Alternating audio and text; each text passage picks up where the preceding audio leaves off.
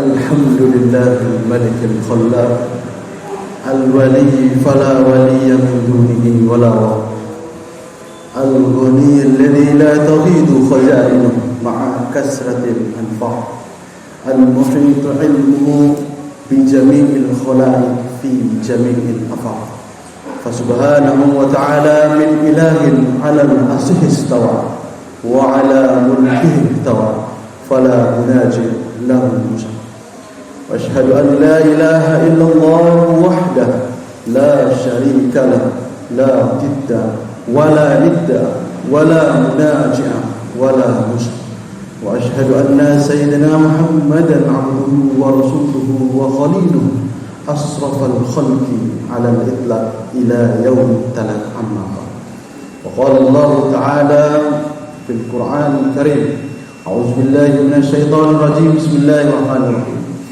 يا أيها الناس اتقوا ربكم الذي خلقكم من نفس واحدة وخلق منها زوجها وبث منهما رجالا كثيرا ونساء واتقوا الله الذي تساءلون به والأرحام إن الله كان عليكم رقيبا يا أيها الذين آمنوا اتقوا الله حق تقاته ولا تموتن إلا وأنتم مسلمون يا أيها الذين آمنوا اتقوا الله وقولوا قولا سديدا يصلح لكم أعمالكم ويغفر لكم ذنوبكم ومن يطع الله ورسوله فقد فاز فوزا عظيما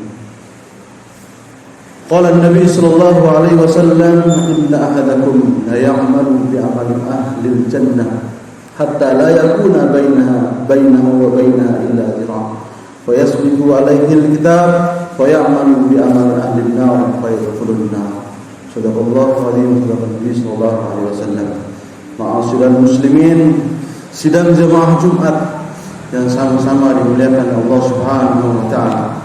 Marilah kita senantiasa bersyukur kepada Allah Subhanahu wa taala yang telah memberikan kita sampai detik ini. Berikan begitu banyak nikmat yang Allah berikan kepada kita semua. Terutama nikmat iman dan nikmat Islam yang masih kuat dalam hati-hati kita.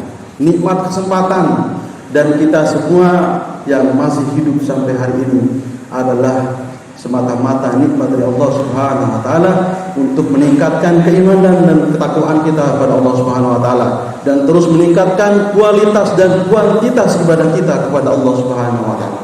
Salawat dan salam kita aturkan kepada manusia terbaik yang pernah ada di muka bumi ini. Manusia terbaik yang pernah Allah ciptakan di muka bumi ini, dan tidak akan pernah ada duanya pemimpin manusia di dunia maupun akhirat, yaitu baginda Nabi besar Muhammad sallallahu alaihi wasallam, para keluarga, para sahabat serta para pengikut beliau hingga akhir zaman.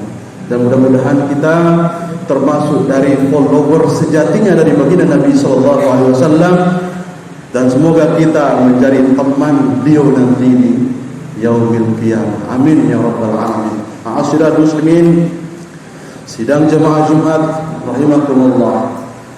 Khatib berwasiat kepada diri saya sendiri dan kepada kita semua yang hadir pada saat ini. Marilah kita senantiasa meningkatkan ketakwaan kita kepada Allah Subhanahu wa taala. Ittaqullaha haitsuma kunta, bertakwalah kepada Allah dimanapun kalian berada. Kita disuruh bertakwa oleh para khatib. Para khatib setiap hari Jumat disuruh bertakwa, karena ini adalah wajib bagi dia untuk terus meningkatkan ketakwaan kita kepada Allah Subhanahu wa taala. Dan kita senantiasa terus memperbaharui iman-iman kita, terus meningkatkan amal-amalan ibadah kita, dan terus melakukan kebaikan dan menyebar kebaikan di muka bumi ini. Ada yang sering kita dengar sehari-hari ini, apakah kita ini sholat dulu atau kita biarin kita bermaksiat dulu, nanti sholatnya belakangan kalau sudah tua? Apakah kita belajar agama dulu atau nanti sekalian tunggu tua baru mau ke majelis-majelis ilmu? Atau kita nanti saja kita pergi ke masjid kalau nanti sudah tua? Siapa yang jamin kita akan hidup? Tidak ada jaminan kita akan hidup keluar dari masjid ini kita masih hidup. Maka perintah agama kita agar kita senantiasa mengikuti perbuatan-perbuatan buruk kita dengan perbuatan-perbuatan baik kita. Dan sungguhnya Allah itu sangat suka kepada orang-orang yang bertakwa, sangat suka kepada orang-orang yang senantiasa bertaubat kepadanya. Dalam sebuah hadis dikatakan, fa'atbi'is sayyi'ata al-hasanah, ikutilah perbuatan buruk kalian dengan perbuatan baik kalian, tambuha, maka dia perbuatan buruk itu, perbuatan baik tersebut akan menghapus perbuatan buruk kalian. Ini tanda isyarat dari Nabi Shallallahu Alaihi Wasallam bahwa bertobat itu tidak perlu menunggu sampai kita tidak melakukan maksiat, sampai kita benar-benar bersih dari maksiat itu sendiri. Banyak anak-anak muda, saya masih melakukan maksiat, saya malu ke masjid, saya masih melakukan perbuatan dosa, saya tidak mau ke majelis ilmu, saya masih melakukan kesalahan, masih melakukan perbuatan macam-macam yang dilarang oleh agama, maka saya nanti saja jadi orang soleh. Sekalian aja dulu. Padahal perintah Nabi SAW, fa'atbi'is sayyi'ata al-hasanah, maka ikutilah perbuatan buruk kalian dengan perbuatan kalian, karena perbuatan baik itu adalah akan menghapus perbuatan-perbuatan buruk kita. Ma'asyiral muslimin, kalau seandainya semua manusia berpikir bahwa tunggu kita berhenti bermaksiat baru kita mau beribadah kepada Allah Subhanahu wa taala, maka tidak akan ada satupun manusia di muka bumi ini yang akan bersujud kepada Allah Subhanahu wa taala. Tidak ada satupun, karena kullu bani Adam khata'un, karena semua bani Adam itu keturunan Nabi Adam alaihi salam itu senantiasa melakukan kesalahan. Wa khairul khata'in, dan sebaik-baiknya orang yang melakukan kesalahan at-tawwabun, yaitu senantiasa bertobat kepada Allah Subhanahu wa taala. Dan ini tidak menunggu. Kalau seandainya semua harus berhenti dulu, bahkan kata para ulama, kalau masih pun melakukan dosa zina, tidak berani ke masjid, tidak berani melakukan solat, tidak berani, saya malu kepada Allah Subhanahu wa taala. Justru habis berzina, silakan bertobat kepada Allah Subhanahu wa taala. Silakan dirikan solat. Ini yang diperintahkan oleh Allah dan Rasulnya kepada kita semua. Jangan tunggu besok sajalah. Tunggu saya selesai berhenti berzina. Ngapain kita solat kalau seandainya kita masih berbuat kesalahan? Ngapain kita berbuat baik? Ngapain kita solat kalau seandainya masih berbuat keburukan? Padahal Allah Subhanahu wa taala mengatakan, "Inna sholata tanha 'anil fahsya'i wal munkar."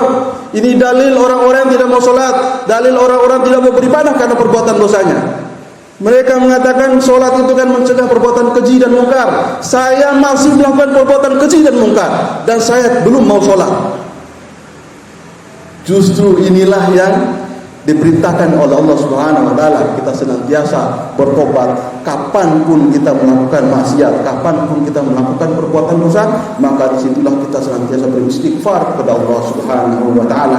Bahkan dalam riwayat Imam Muslim, dalam Sahih Muslim dikatakan dari Abi Hurairah radhiyallahu anhu, dari Nabi sallallahu alaihi wasallam, dari Abu Hurairah radhiyallahu anhu, dari Nabi sallallahu alaihi wasallam, "Walladzi nafsi biyadihi," demi zat yang jiwa saya berada di tangannya. Demi Allah, kata Nabi SAW, "Lau lam tajribu," kalau seandainya kalian tidak berbuat dosa, la zahaballahu bikum, maka Allah akan memusnahkan kalian semua. Ini tandanya bahwa kita tidak mungkin kita ini bersih dari dosa.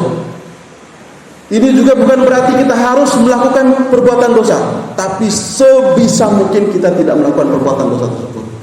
Kalau seandainya kita semua pada suci semua, tidak ada lagi yang berbuat dosa, la zahaballahu bikum, maka Allah akan memusnahkan kalian di muka bumi ini.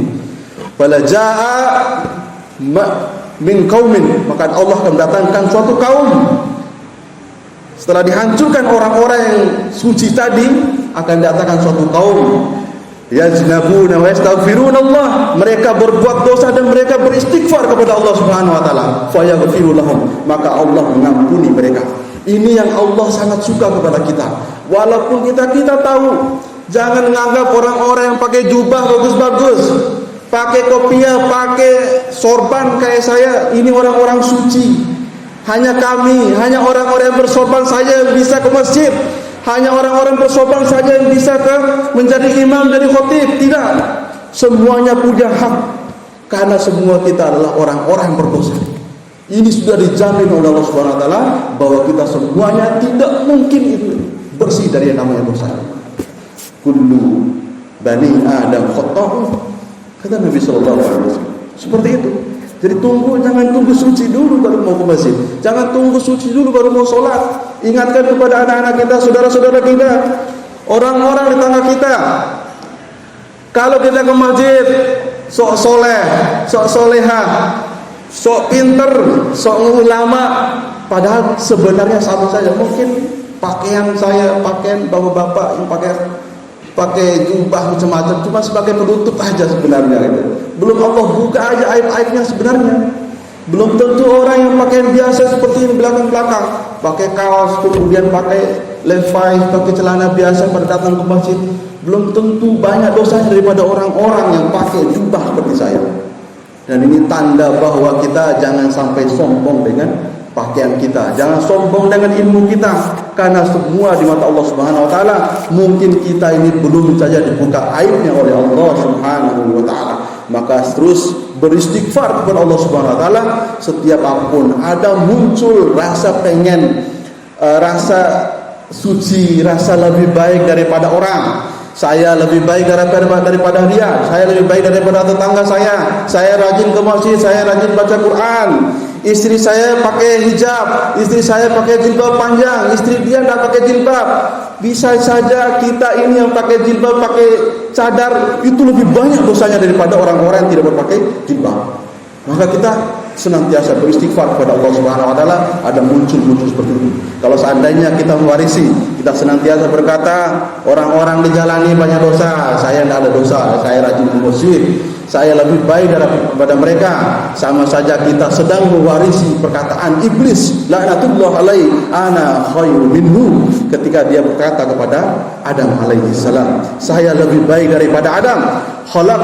Khalaqtani khalaqtahu minad din wa khalaqtani minan nar. Dia diciptakan dari tanah yang sangat rendah, sedangkan saya diciptakan dari api. Inilah kebodohan dari iblis.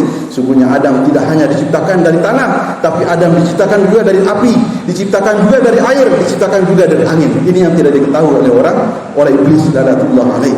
Maka kita senantiasa terus meningkatkan keilmuan kita agar kita tidak sesat dengan perkataan-kata orang. Nanti kita bertobat kalau sudah tua, tidak usah sok cuci, tidak usah pergi ke masjid dulu, kita masih suka minuman-minuman keras, kita masih suka dengan perbuatan-perbuatan seperti ini. Ya sudahlah, biarkan orang mereka itu saja.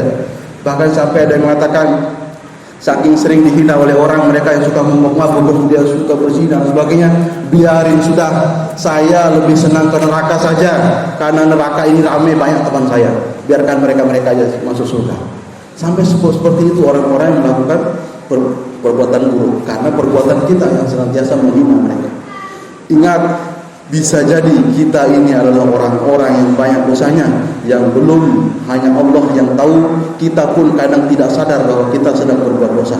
Maka terus kita beristighfar kepada Allah Subhanahu wa taala, karena Allah itu sangat senang dengan hamba-hambanya yang senantiasa beristighfar, senantiasa bertobat kepadanya. Allahu afrahu bitaubati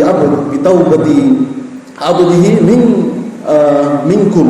Sungguhnya Allah itu sangat lebih senang ketika hambanya bertobat di antara kalian ini, hamba-hambanya di antara kalian bertobat kepada Allah Subhanahu wa taala. Sabato ala ba'irihi, daripada orang yang menemukan kembali ontanya di padang pasir yang sudah di padang pasir yang luar. Qad adallahu fi ardi falahin. Ketika ini logika dari Nabi sallallahu alaihi wasallam dalam hadisnya, Allah itu sangat senang dengan hambanya senantiasa beristighfar, berdoa, bertaubat kepadanya, daripada senangnya orang yang di padang pasir luas kehilangan ontanya, kemudian tiba-tiba ontanya datang kembali ke dia. Begitu senangnya, dan Allah lebih senang daripada orang seperti ini. Saking bahagia dengan orang-orang yang senantiasa bertobat kepada Allah Subhanahu wa taala. Marilah kita senantiasa mengingatkan saudara-saudara kita, mengingatkan diri kita agar senantiasa kita bertaubat walaupun kita masih berlumuran dengan dosa. Jangan sampai tunggu jadi mayat baru kita sadar. Setelah kita bangun dari kuburan, setelah dibangunkan oleh malaikat Munkar dan Nakir, kita baru sadar bahwa kita seharusnya kita bertobat sejak dulu. Tidak tunggu tua, tidak tunggu mati, tidak tunggu waktu yang panjang. Karena bertobat itu kapanpun, segera beristighfar kepada Allah Subhanahu wa taala. Segera beristighfar kepada Allah Subhanahu wa taala kapanpun kita melakukan keburukan. Jangan tunggu bertumpuk-tumpuk. Imam Ibnu Qudamah mengatakan, kalau seandainya orang itu senantiasa menunda-nunda tobat, besok istighfarnya, besok bertaubatnya, dia numpukin maksiatnya, sama seperti orang yang menunda ketika mau mencabut sebuah pohon. Dia sebenarnya pada saat itu dia bisa mencabut pohonnya, tapi dia nunggu tahun depan. Akhirnya lama-lama pohonnya menjadi besar, dia berakar panjang sampai kuat, sampai nanti kalau sudah lama-lama tidak bisa dicabut lagi. Ini yang dikhawatirkan oleh Allah Subhanahu wa taala, ini yang dikhawatirkan oleh kita semua, bahwa kita harus jangan menunda-nunda tobat. Barakallahu li wa lakum fil Qur'anil azim wa nafa'ani wa iyyakum bima fihi minal ayati wa dzikril hakim wa taqabbal minni wa minkum tilawatahu innahu huwas samiul alim.